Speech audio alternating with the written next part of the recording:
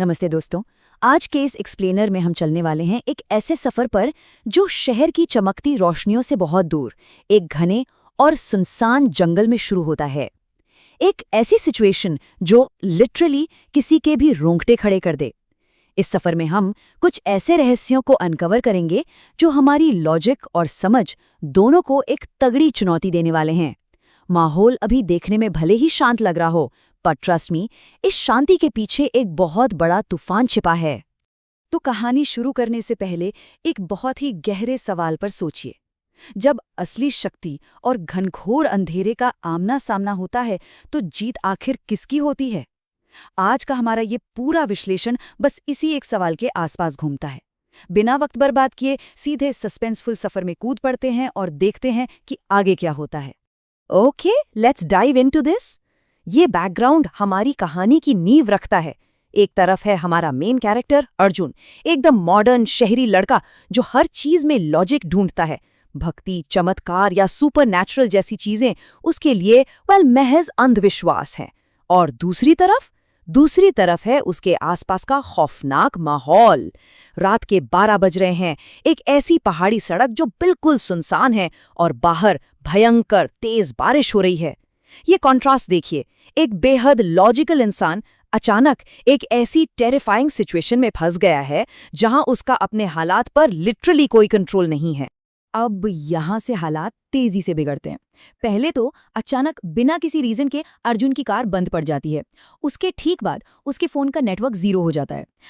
सोचिए, जिस modern technology पर हम शहरी लोग सबसे ज्यादा डिपेंड करते हैं वो एक सेकंड में धोखा दे गई। और फिर होती है सबसे डरावनी बात, पास की झाड़ियों से ना किसी के चलने की आहट आने लगती है।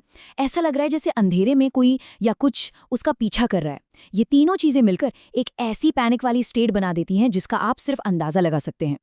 और पता है, जब इंसान अंदर से डरता है ना, तो वो अक्सर चिल्लाकर अपने डर को छुपाने की कोशिश करता है। अर्जुन भी यही करता है।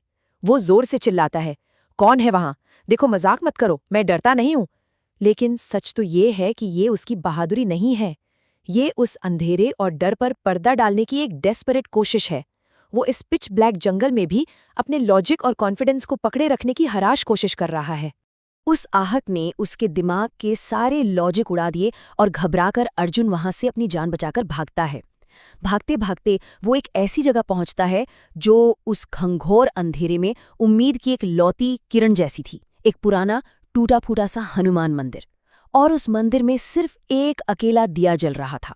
उस घने अंधेरे, तूफान और बारिश के बीच वो एक जलता हुआ दिया देखकर ही एक अजीब सी आत्मिक राहत और साइकोलॉजिकल सेफ्टी का एहसास होता है।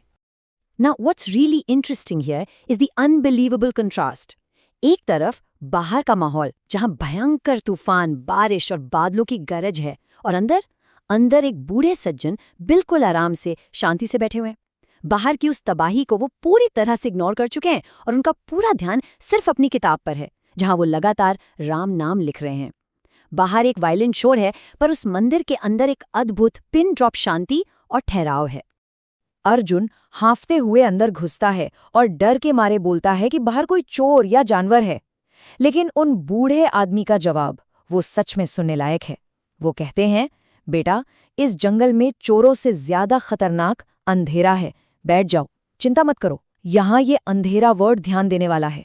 ये सिर्फ फिजिकल अंधेरा नहीं है जो जंगल में फैला है, ये उस आत्मिक अंधेरे यानी श्रद्धा और विश्वास की कमी को भी दिखा रहा है। और इतनी भयंकर सिचुएशन में भी वो बूढ़े आदमी इतनी शांति से अर्जुन को बैठने के लिए कहते हैं जैसे कुछ हुआ ही ना हो। पर वो शांति ज्यादा देर तक टिक नहीं पाई। एकदम से मंदिर के दरवाजे पर किसी ने इतनी जोर से और भयानक तरीके से पीटना शुरू किया कि पूछो मत।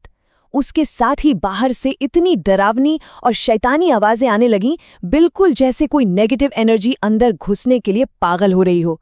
और फिर सबसे डराने वाली बात, मंदिर की घंटी अचानक बिना किसी के छुए अपने आप जोर जोर से बजने लगी। माहौल अब लिटरली पूरी तरह से टेरिफाइंग हो चुका था। इस पॉइंट पर ना हमें दो बिल्कुल अलग मेंटल स्टेट्स देखने को मिलती हैं। एक तरफ है हमारा लॉजिकल अर्जुन, जो अब पूरे टेरर में डर के मारे बुरी तरह कांप रहा है।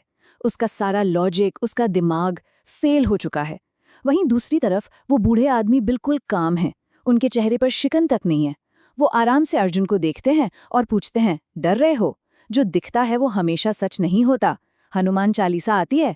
ये एक्चुअली दिखाता है कि जब आपके पास आध्यात्मिक ताकत होती है तो कोई भी वर्ल्डली डर आपके सामने नहीं टिकता। ये वो एग्जैक्ट टिपिंग पॉइंट है जहां अर्जुन की पूरी वर्ल्ड व्यू शैटर होने वाली है। अर्जुन आखिरी बार अपने लॉजिक का सहारा लेता है और चिल्लाता है, मैं इन सब में विश्वास नहीं करता। और तब उस बूढ़े आदमी का एक बेहद शांत पर पावरफुल जवाब आता है, आज करोगे? ये बस 2 शब्द थे, पर इनका वेट बहुत हैवी था। ये संकेत दे रहे थे कि अर्जुन का जो लॉजिकल इल्यूजन था वो अब गिरने वाला है और उसे एक ऐसे सच का सामना करना है जिसे उसने कभी माना ही नहीं। और फिर आता है इस कहानी का क्लाइमैक्स। अचानक मंदिर का वो मजबूत दरवाजा टूटकर कई टुकड़ों में बिखर जाता है। घुप अंधेरे में से एक विशाल टेरिफाइंग काली परछाई अंदर घुसती है और स्ट्रेट अर्जुन की तरफ छलांग लगाती है। अर्जुन डर के मारे जमीन पर गिर जाता है। ये बिल्कुल एक हाई स्टेक्स एक्शन बीट है जहां इंसान का लॉजिक या फिजिकल पावर बिल्कुल जीरो हो जाती है। ठीक उस फ्रैक्शन ऑफ अ सेकेंड में वो बूढ़े आदमी बहुत शांति से अपनी जगह से उठते हैं। वो मंदिर के एक कोने में जाते हैं और वहां रखिए गदा उठा लेते हैं। अब गदा के बारे में आपको पता ही होगा, ये एक भारी ट्रेडिशनल डिवाइन अस्त्र है जो सीधे तौर पर भगवान हनुमान की असीम शक्ति को दर्शाता है। ये किसी भी ईविल फोर्स का अंत करने का अल्टीमेट सिंबल है। उनका इस स्पेसिफिक डिवाइन अस्त्र को उठाना इस बात का सिग्नल था कि अब पावर शिफ्ट होने वाली है। और तब होता है एक mind blowing divine counter attack. जैसे ही उन्होंने उस गधा को अपने हाथ में लिया, उन बूढ़े आदमी का पूरा शरीर एक चौंधिया देने वाली ब्रिलियंट दिव्य रोशनी से चमकने लगा। एक अलग ही तेज पूरे मंदिर में फैल गया और बिना किसी और इंसान के मौजूद हुए पूरे मंदिर में जोर जोर से जय श्री राम की गूंज उठने लगी। और वो भयानक काली परछाई, वो परछाई उस डिवाइन एनर्जी की सिर्फ एक नज़र, एक झलक से जलकर वहीं राख हो गई। जब वो आंखों को चौंधिया देने वाली रोशनी धीरे धीरे शांत होती है तो जो सच्चाई सामने आती है वो किसी के भी होश उड़ा दे। उसके सामने अब कोई आम बूढ़ा आदमी नहीं, बल्कि एक विशाल तेजपुंज स्वरूप खड़ा था, स्वयं हनुमान जी। ये एक ऐसा ओवरवेलमिंग इमोशनल मोमेंट था जिसकी कल्पना अर्जुन ने ख्वाबों में भी नहीं की थी। हमारा स्केप्टिक लॉजिकल अर्जुन अपने घुटनों पर था। उसकी आंखों से कंटिन्यूअसली आंसू बह रहे थे। उसका सारा ईगो, संदेह एक पल में धुल गया। उस डीपली इमोशनल मोमेंट में हनुमान जी ने जो कहा, उसमें इस पूरी कहानी का सार छिपा है। उन्होंने कहा, बेटा, विश्वास और शक्ति तुम्हारे अंदर ही है। मैं तो बस तब आता हूं जब तुम्हारे साहस की हद खत्म हो जाती है। I mean, इस डीपली प्रोफाउंड लाइन पर गौर कीजिए। ये समझना बहुत जरूरी है। ये डिवाइन इंटरवेंशन का एक रूल बताता है कि आपको सबसे पहले अपने अंदर की हिम्मत पर भरोसा करना चाहिए। ऊपर वाला तभी स्टेप इन करता है जब इंसानी साहस अपनी आखिरी लिमिट पर आकर जवाब दे देता है। एंड दिस ब्रिलियंटली इलिस्ट्रेट्स कि ये सब कितनी तेजी से हुआ। एक बार टाइमलाइन को देखिए। रात के ठीक 12 बजे कार बंद होती है, फिर मंदिर में उस शैडो का अटैक होता है। उसके तुरंत बाद क्लाइमैक्स, जहां डिवाइन लाइट पूरे मंदिर को कवर कर लेती है और शैतान को खत्म कर देती है। और उसके ठीक बाद सीधे अगली सुबह जब अर्जुन की आंख खुलती है तो वो अपनी कार के पास जमीन पर कंप्लीटली सेफ और साउंड जागता है। एक ही रात में फेथ और फियर का पूरा साइकिल खत्म हो गया। पर अब ऑब्वियस सी बात है, एक सवाल उठेगा। अर्जुन का लॉजिकल दिमाग सुबह उठकर खुद को ऑटोमेटिकली समझाने लगा कि हे, शायद ये एक भयानक सपना था। पर रियलिटी चेक, वहां मौजूद फिजिकल एविडेंस उसके इस इल्यूजन को गलत साबित कर देते हैं। पहला प्रूफ, जब वो कार में बैठकर चाबी घुमाता है तो कार का इंजन बिना किसी दिक्कत के फर्स्ट ट्राई में एकदम स्मूथली स्टार्ट हो जाता है। और दूसरा और सबसे अनडिनाइबल प्रूफ, उसके माथे पर मंदिर का वही चमकता हुआ सिंदूर का टीका लगा हुआ था। तो फाइनली ये एक्सप्लेनर इस एक आखिरी सवाल के साथ यहाँ रुकता है, क्या ये सच में सिर्फ एक सपना था या रियलिटी?